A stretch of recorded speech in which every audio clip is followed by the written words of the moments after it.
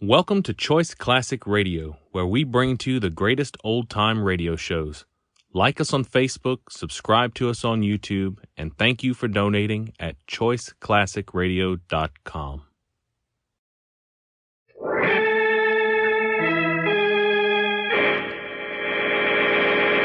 From New York City, the makers of Clipper Craft Clothes for Men and more than 1,200 leading retail stores from coast to coast present that immortal character created by Sir Arthur Conan Doyle, the world's most famous detective, Sherlock Holmes, starring John Stanley.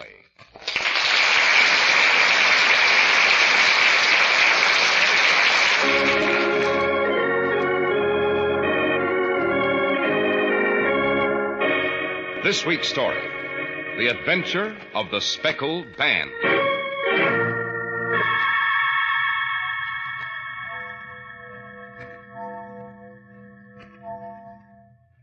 Holmes, it's 3 o'clock in the morning. It is indeed, Watson. How long are we going to crouch in the darkness of this room, waiting for what? Watson, observe. The ventilator. Joe, there's a gleam of light coming through. Yes, our long vigil is over. That light can have only one meaning, my dear Watson. In a moment, we shall close in a final encounter with death itself.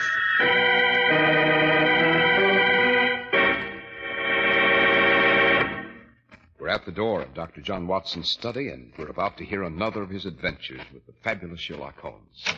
Well, good evening, Mr. Harris. Good evening, Dr. Watson. What memoir are you working on tonight? A very singular adventure, Mr. Harris. A very singular adventure indeed. In glancing over my notes of the 70-odd cases I have already inscribed in my notebook, I can see none stranger than that which befell the family of the Roylotts of Stoke Moran in Surrey. And the name of this adventure, Doctor? Holmes and I always called it The Adventure of the Speckled Band. And after you've taken a moment to present the facts on Clipper Craft Clothes, Mr. Harris, I shall proceed with the facts of this amazing story. Thank you, Doctor. And this is where, well, I'll be... Remember me, Mr. Harris? I'm the lady whose husband... insisted that a really good suit costs a fortune, and I explained that a luxurious Clippercraft suit costs only $40 and $45. Well, I told my husband that only $45 would buy a handsome Clippercraft suit of pure worsted, and made your suggestion that he be sure to look for the famous Clippercraft label. And I suppose you told him these values are possible only because Clippercraft concentrates the enormous buying power of more than 1,200 fine independent stores from coast to coast for unbelievable savings to him. Indeed, I did. But my say-so isn't enough. So? So I let him convince himself. I told him to compare Clippercraft with clothes selling for many dollars more.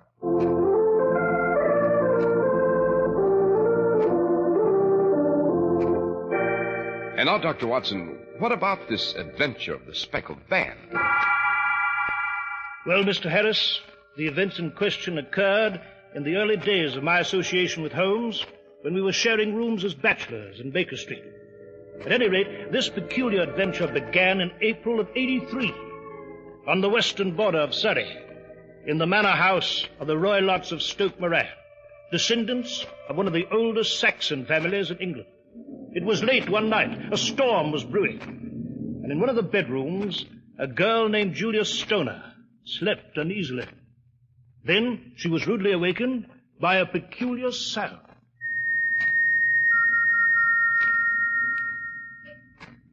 What's that? What's that whistle? Who is it? It's come again. That whistle. I'd better tell Helen. Yes, Helen in the next room. Helen! Helen! Helen, open the door! Please, hurry, open the door! Who is it? Who's there? It's Julia, your sister. Oh, Helen, please, open the door! Julia, what on earth? Oh, Helen, let me into your room quickly. Julia. I heard it again, Helen. That awful whistle. You must have heard it. You did hear it this time, didn't you, Helen? No, dear, I heard nothing. Oh, it must have been your imagination. Oh, no, Helen. I tell you I heard it. Hush, dear, you'll wake Father. Helen, I don't know what to do. I'm afraid. So afraid. Every night for the last week I've heard it. That awful whistle. I've kept thinking perhaps it comes from those Those horrible gypsies that have been around the estate lately.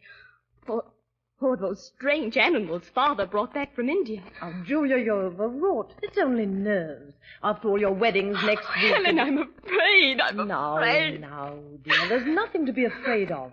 Now, you go back to your room and try to sleep. And if you hear anything again, you call me.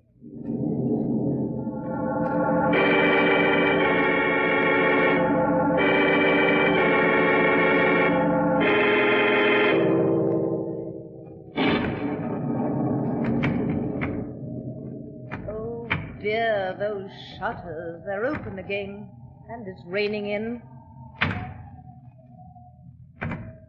I must ask Father to have these repaired. Helen! Helen! Helen! Come into my room, quick! Helen! Julia!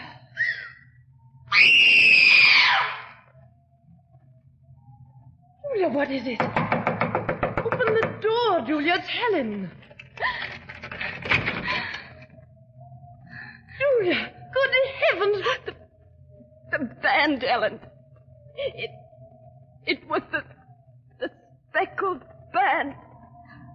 The Speckled. Julia!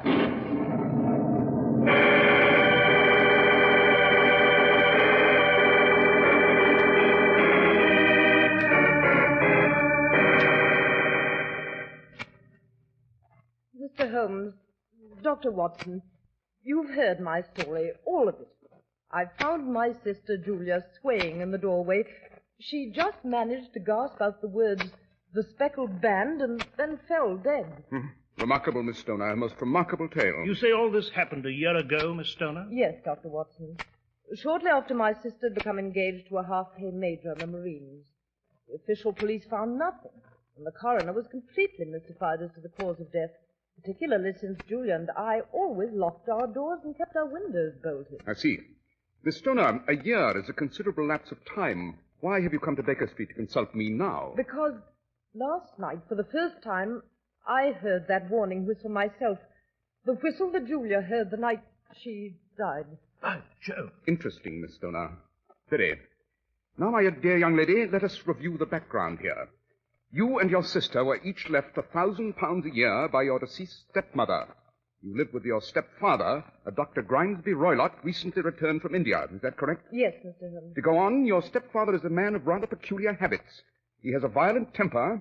He allows gypsies to roam about the grounds of Stoke Moran, and he keeps a cheetah and a baboon as pets. Not exactly the kind of fellow I'd like to meet. Watson, please. Now then, Miss Stoner, a question. Yes, Mr. Holmes? You heard this whistle from your room? No, I'm staying in Julia's old room temporarily. My stepfather recently decided to make some repairs on the manor house. Uh-huh. Holmes, how the deuce does all this make sense? The door was locked and the windows bolted. Yet somebody or something got into that room, struck Julia Stoner down, and now threatens her sister here. And the authorities never even knew the cause of death. Patience, Watson, patience. When we arrive on the scene, we shall know infinitely more. Miss Stoner. Yes, Mr. Holmes? Would it be possible for Dr. Watson and me to see these rooms at Stoke Moran without the knowledge of your stepfather? Why, yes. He happens to be in London today on business and won't return till evening. If you would like to come up this afternoon, I can return by the 12 o'clock train and be on hand to meet you. Excellent, Miss Stoner. Watson, you need pack only 2 articles for our journey. Yes, Holmes? What 2 articles? Your toothbrush and your service revolver.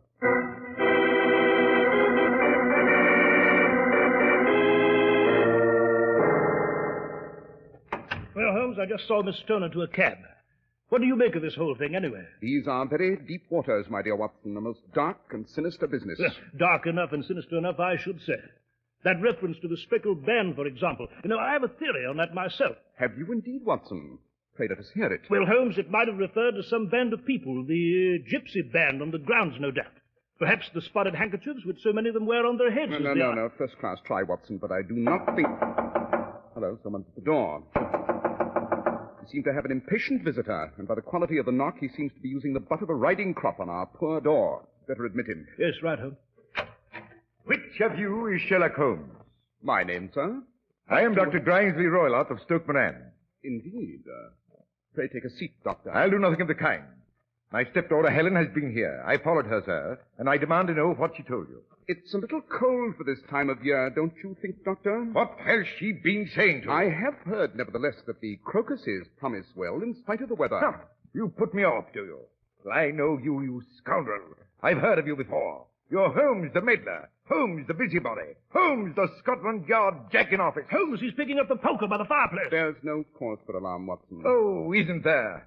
See here, my meddling sleuth. You stick your nose in my business again, and I'll bend you between my two hands as I bend this poker of yours. Holmes. Watson, kindly let me have that poker. Yes, right, Holmes. What? Our guest has rudely bent our poker. I should like to bend it back before turning it to the fireplace. There we are. Observe, Dr. Roylott. The poker is straight again. Holmes, for the last time, I warn you. Keep your Scotland Yard nose out of my affairs. Dr. Roylott, up to a moment ago, your conversation was quite entertaining.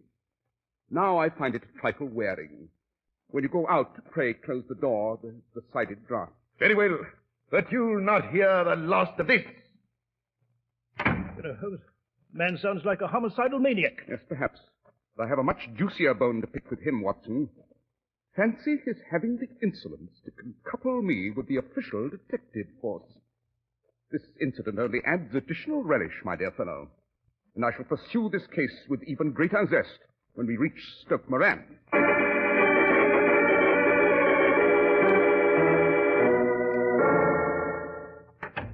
So this was your sister Julia's room, Miss Stoner? Yes, Mr. Holmes. I said I don't see how anything could have gained entrance here, yet there's no doubt of it, Holmes. Julia Stoner was alone when she was murdered. True, Watson.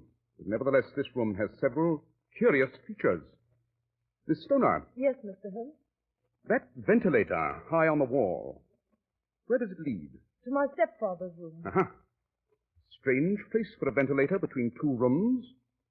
And I note here a bell rope under the ventilator. Yes, Dr. Roylott had that put in some time ago. The peculiar part of the arrangement is that it's not attached to any bell. You'll note that it's fastened to a small hook just above the ventilator. A dummy bell rope. Eh, Holmes? Exactly. Very absurd, Mr. Holmes. I never even noticed it before. I never had occasion to use it. My sister and I always went for things ourselves. Yes, quite. Ventilators that do not ventilate and bell ropes that do not pull bells. Miss Stoner. Yes? Suppose you show us to Dr. Roylott's room.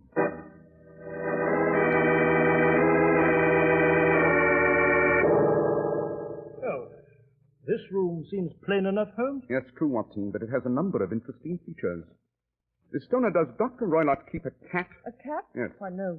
He has a cheetah and a baboon, but not a cat.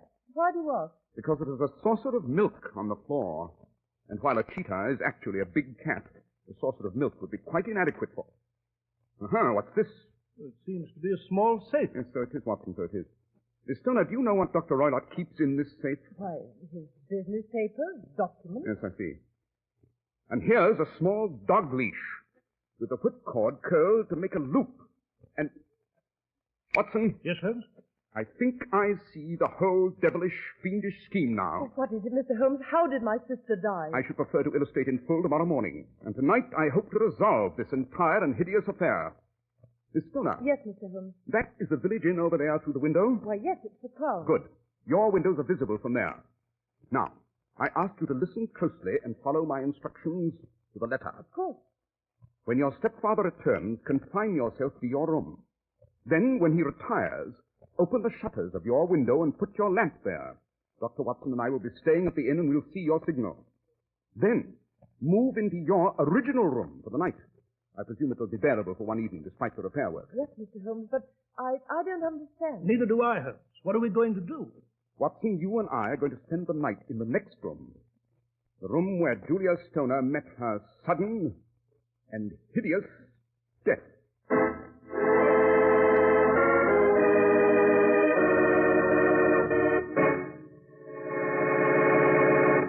Well, Dr. Watson, that's quite an adventure. And what happened that night? Some very exciting events, Mr. Harris.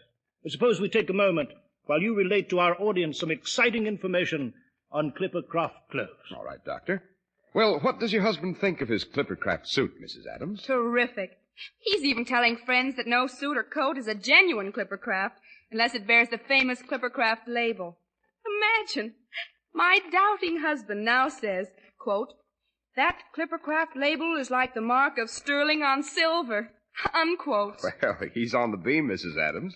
I hope his friends know that throughout America, Clippercraft is available in their own community at a friendly independent store, a store they can trust. If they don't, they will. And those expensive-looking Clippercraft top coats and overcoats at only $40 to $47.50 simply amazed my husband. And you ought to hear him rave about Clippercraft's handsome zipper-lining top coats.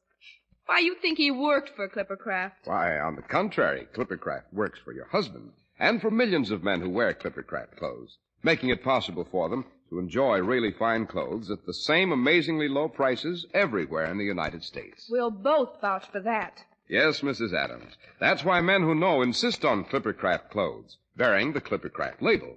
So be sure to visit the Clippercraft store in your city.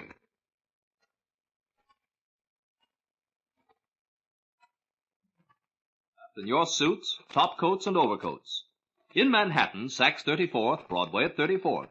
John Wanamaker Men's Stores, Broadway at 8th and 67 Liberty Street. In Brooklyn, Abraham & Straus. In Newark, New Jersey, Boulevard Men's Shop, Kresge Newark. And in Jamaica, the B&B Clothes Shop, 16408 Jamaica Avenue.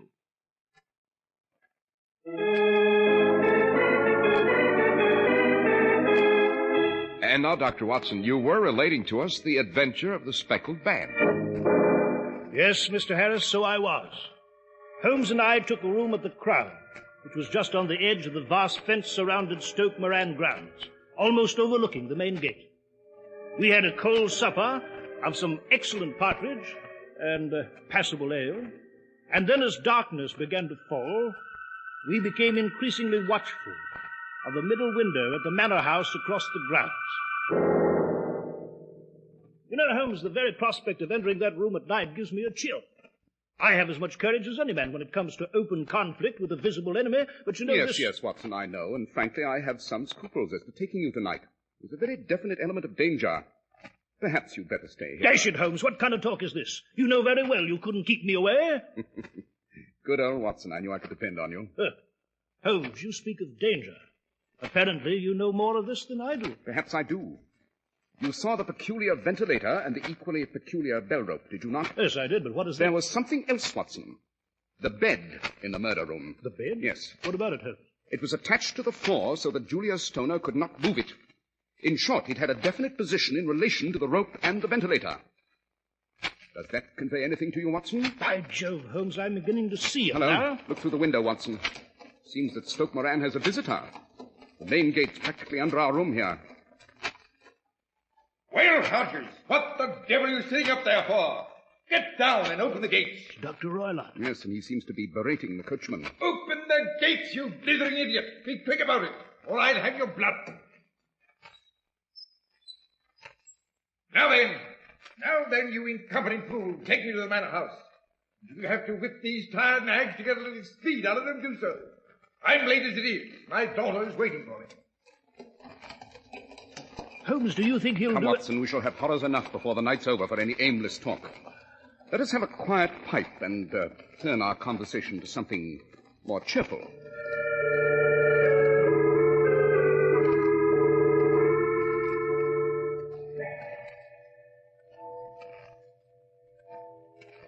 it? 11 o'clock by the parish church tower, Holmes. Yes. Apparently, Dr. Roylott is not yet retired. On the contrary, Watson, he has. Look. Yes, Holmes, a light. Just appeared in the middle window. Quite. That's our signal from Miss Stoner. We'll cross the grounds through one of those gaps in the park wall and make our way to the manor house. And, Watson. Yes, Holmes? Have your service revolver at the ready.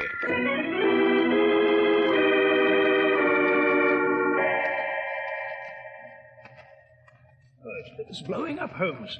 The wind's almost bending these trees double. Yes. It's pitch dark here, too. I must say I don't relish this idea of stealing across these grounds toward that house.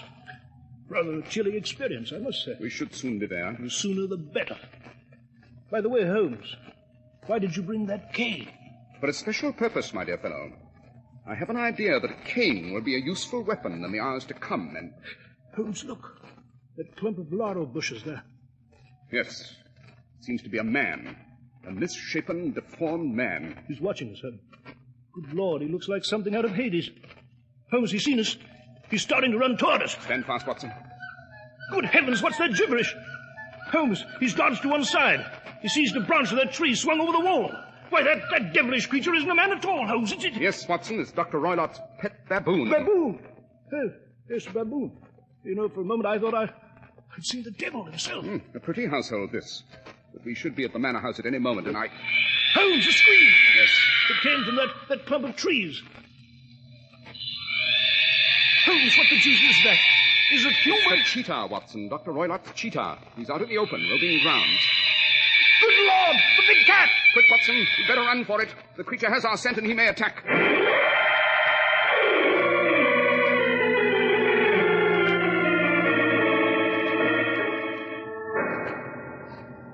Well, Watson, here we are at the window of Julius Stoner's old room. Yes, and thank heaven we seem to have lost the big cat. Right, now then, try the window that Helen Stoner left unbolted for us. Yes, right. Gently, Watson, gently. Yes.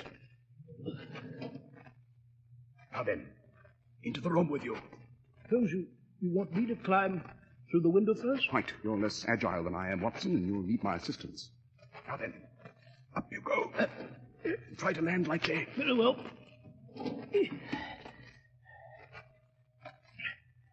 All right, Watson? Yes. Good. I'm coming in.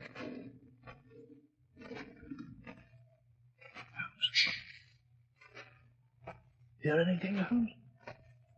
No. So far we seem to be undetected. Put out that lamp. You mean we're going to sit here without light? Yes, Dr. Roylott will see the light through the ventilator, and he'll wait until his niece is asleep. Meanwhile, I'll close the window. Holmes. What now? Wait. Wait. Precisely. Wait and watch that ventilator. I'll sit at the side of the bed, Watson, and you take the chair. And make sure your pistol is ready for instant action.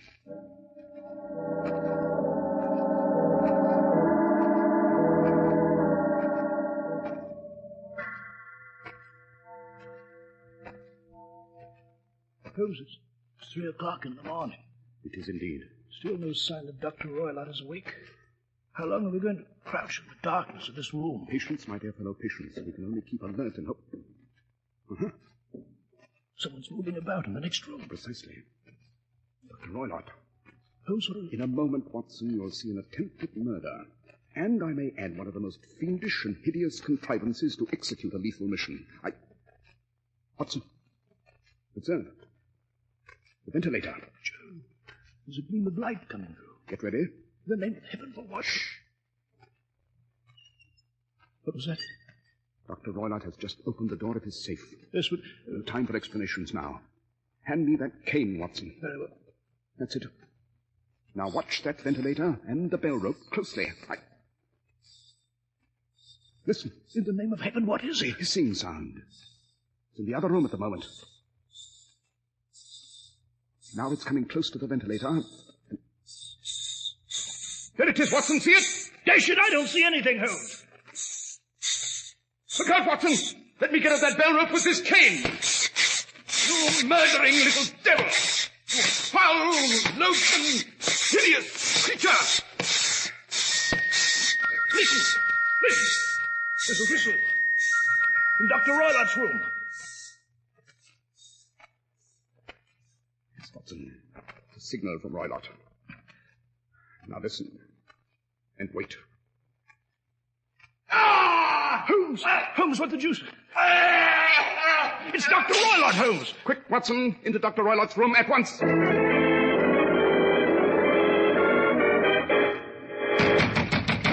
Holmes, the door's locked. Yes, so it is. Mr.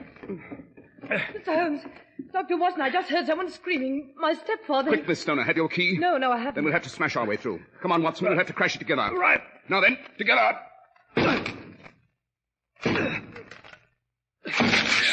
There we are. Now then. Good Lord. Speckled bandit! It's a snake, a speckled snake, and it's curled around Dr. Roylott's neck. Yes, a swamp adder, the deadliest snake in India. Dr. Roylott is already dead, as you see. Hand me that dog whip, will you, Watson? Yes, Holmes. Here you are. Now then, my beady-eyed friend, if you'll just curl yourself around this leash. Uh-huh. Holmes, be careful. I have every intention of it. Now, my slimy fellow, let us clap you into that safe from whence you came.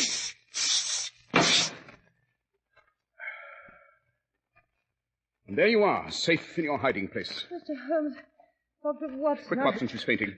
Here now, Miss Stoner. Oh, she's unconscious, Holmes. It's a shock, you know. I'll have her around here in a moment. Good. And after you do, we shall remove Miss Stoner to some place of shelter and notify the county police.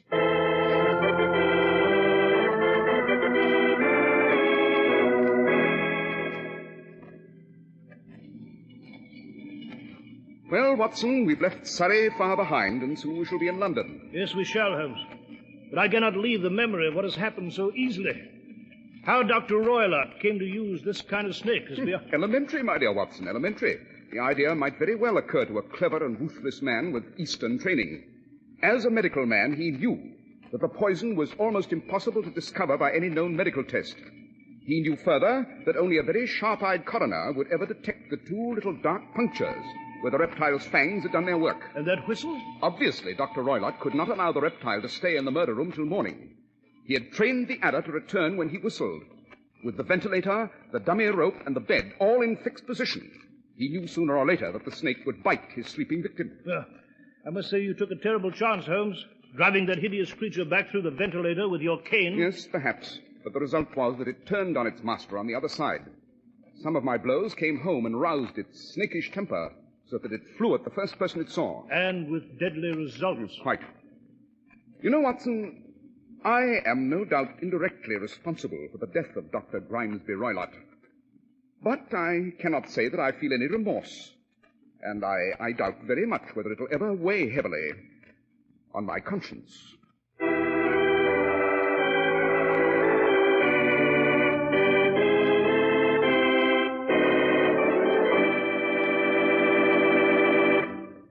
Well, Dr. Watson, that's an adventure none of us is likely to forget. True, Mr. Harris, true.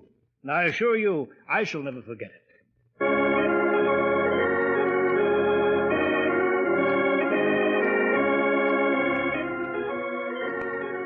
The makers of Clippercraft clothes and more than 1,200 stores from coast to coast have brought you another in the new series of broadcasts featuring the world's most famous detective, Sherlock Holmes.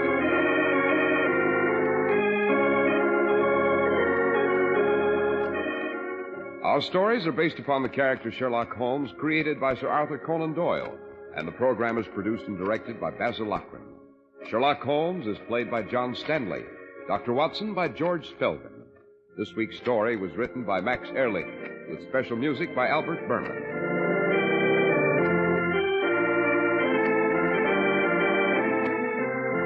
If you don't know your Clippercraft dealer, write Clippercraft, 200 Fifth Avenue, New York City.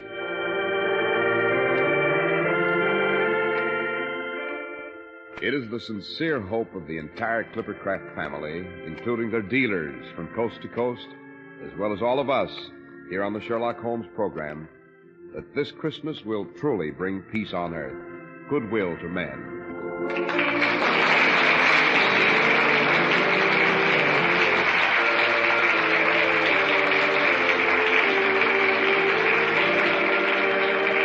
This is Cy Harris speaking for Clippercraft Clothes. This is the Mutual Broadcasting System.